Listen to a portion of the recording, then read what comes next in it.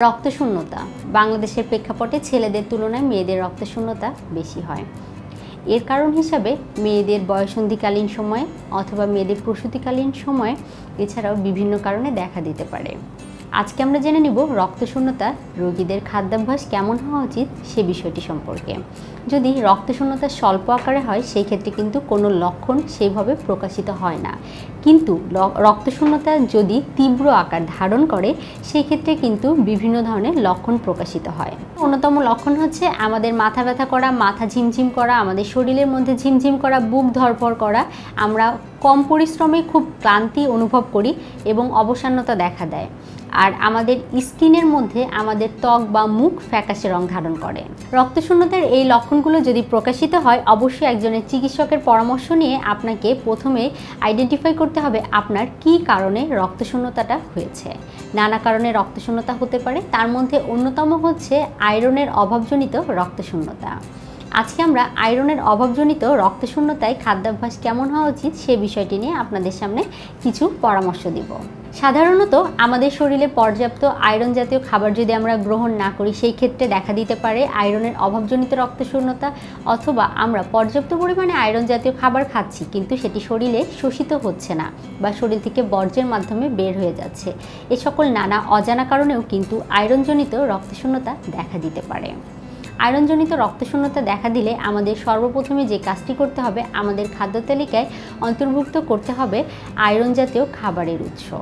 Iron জাতীয় খাবার আমরা সাধারণত দুটি উৎস থেকে আমাদের শরীরে পেয়ে থাকি। একটি হচ্ছে হিম জাতীয় আয়রন খাবারের উৎস, আরেকটি হচ্ছে নন হিম জাতীয় খাবারের উৎস। হিম জাতীয় আয়রন আমরা সাধারণত গরুর মাংস, খাসির মাংস, গরুর কলিজা, খাসির কলিজা, মুরগির মাংস, ডিম ইত্যাদি এবং সামুদ্রিক মাছ থেকেও পেয়ে থাকি।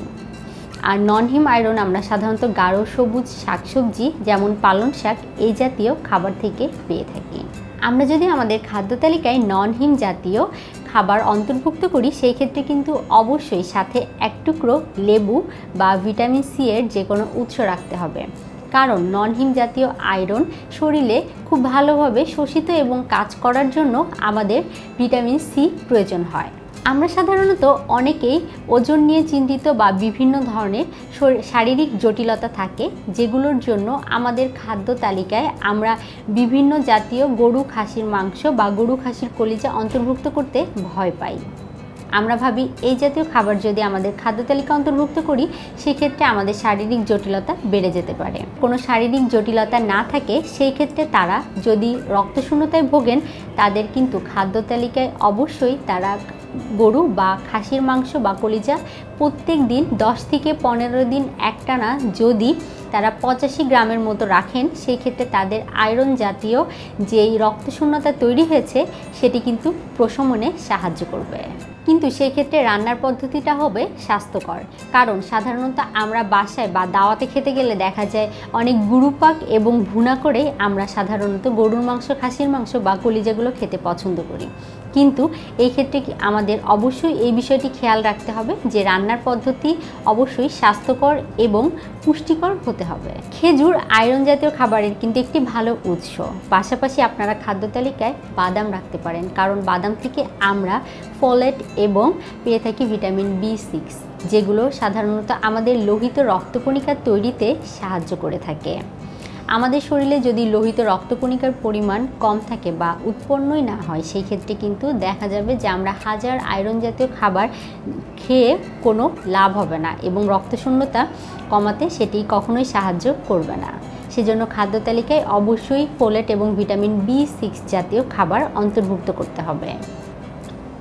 পাশাপাশি খাদ্য তালিকায় আনার ও তরমুজ জাতীয় ফলও কিন্তু রাখতে পারেন। পুদিনা পাতা বা ধনিয়া পাতা রস করেও কিন্তু আমরা খাদ্য তালিকায় অন্তর্ভুক্ত করতে পারি। এছাড়াও আমরা খাদ্য তালিকায় বিটের জুস অন্তর্ভুক্ত করতে পারি, যেটি সাধারণত আমাদের এই সমস্যাগুলো সমাধান করতে সাহায্য করবে। চিংড়ি মাছ আয়রনের অভাব দূরীকরণে সাহায্য করে। আমরা অনেকেই হয়তো জানি না যে কলা কিন্তু আমাদের জন্য এই ক্ষেত্রে একটি বিশাল ভূমিকা পালন করে। আমরা যারা ওজন নিয়ে চিন্তিত তারা কিন্তু একেবারে কলা খেতেই চায় না, কিন্তু আমরা যদি ক্যালোরি ব্যালেন্স করে খাই সেই ক্ষেত্রে আমরা প্রতিদিনের খাদ্য তালিকায় না হলেও কমপক্ষে আমরা সপ্তাহে 2 থেকে 3টি কলা কিন্তু খেতেই পারি। সেক্ষেত্রে এটি আমাদের এই সমস্যা সমাধানে সাহায্য করবে।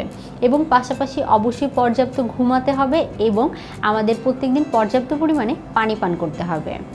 তাহলেই আমরা যাদের রক্তশূন্যতা আছে তাদের এই জাতীয় সমস্যা থেকে পরিত্রাণ পেতে পারি। এছাড়াও আমাদের হয়তো অনেকেই একটি বিষয় সম্পর্কে জানি না যে ক্যালসিয়াম জাতীয় খাবার এবং যে সকল খাবারে ক্যাফেইন আছে সেই জাতীয় খাবারগুলো আমরা যদি আয়রন জাতীয় খাবার খাওয়ার সাথে সাথেই গ্রহণ করি সেই ক্ষেত্রে সেগুলো আয়রন জাতীয় খাবার শোষণে বাধা প্রদান করতে পারে। সেক্ষেত্রে আমরা অবশ্যই আয়রন জাতীয় খাবার খাওয়ার কিছু সময় পরে আমরা এই ক্যাফেইন বা আমাদের ক্যালসিয়াম জাতীয় খাবার গ্রহণ করব। একেবারেই আয়রন জাতীয় খাবার খাওয়ার পরবর্তীতে আমরা এই জাতীয় খাবার গ্রহণ করা থেকে বিরত থাকব।